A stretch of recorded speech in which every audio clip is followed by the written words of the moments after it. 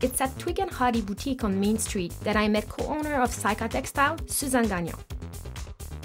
What we do is we import high-quality, eco-conscious fabrics. We bring them into the country and we offer them to Canadian designers who need those fabrics and are looking to make quality lines. It's my husband and I that own Syka, Eve, and when we wanted to get into the industry, we really were interested in natural, high-quality fabrics. That was really our thing. It's just a passion that we both have. And then around the time that we started Syka, the eco-friendly fabric started coming onto the scene, and there was just, little whispers of, oh, there's bamboo fabric, what's that? And Eve went and checked it out. He went to Paris and checked out the fabrics, and he came back with swatches, and we were really, really impressed with the quality of these fabrics, that they weren't the eco fabrics of 20 or 30 years ago that looked really rustic and not everybody would wear.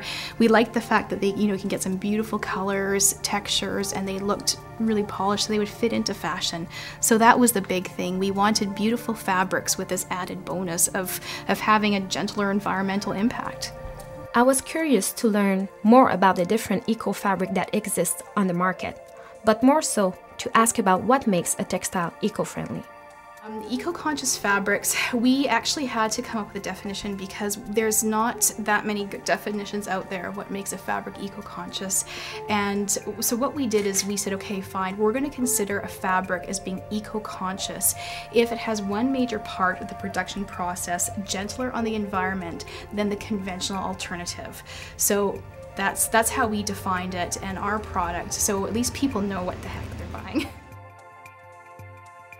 Okay, well, we focus on 4 major fabrics: bamboo, soy, organic cotton, and hemp. Those are our main ones. We do blends of other ones like tencel and silk occasionally, but those are the main ones that we like to focus on, we feel most comfortable.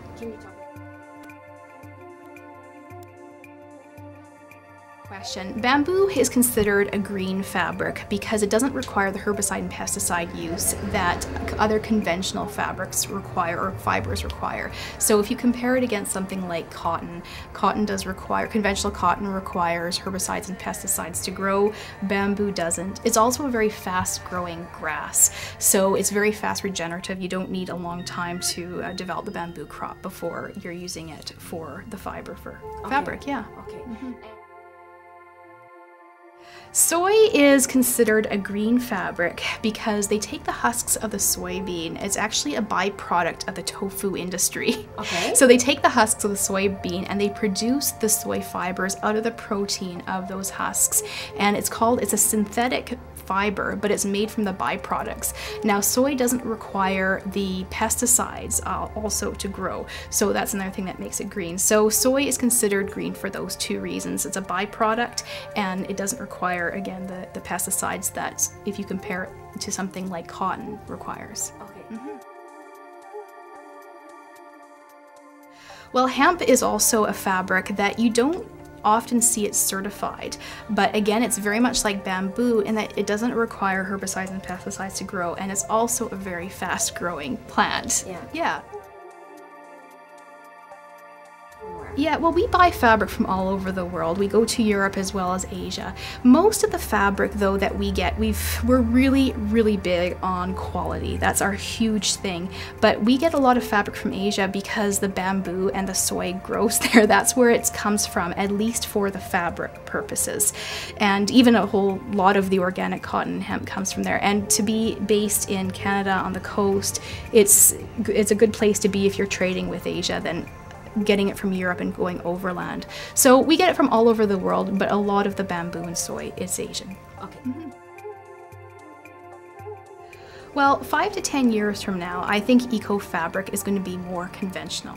Certainly that's what I hope. Julie, I gave a talk this morning, Julie Gilhart from Barney, she's the fashion director of Barney's New York, she says that the green movement is that, it's a movement and not so much a trend. And I really agree with her. I think that's where it's going. It's going to continue, it's going to get better.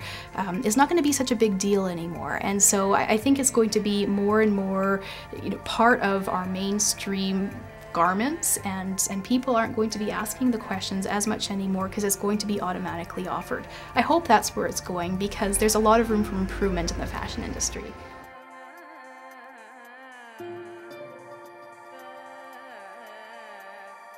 Canada.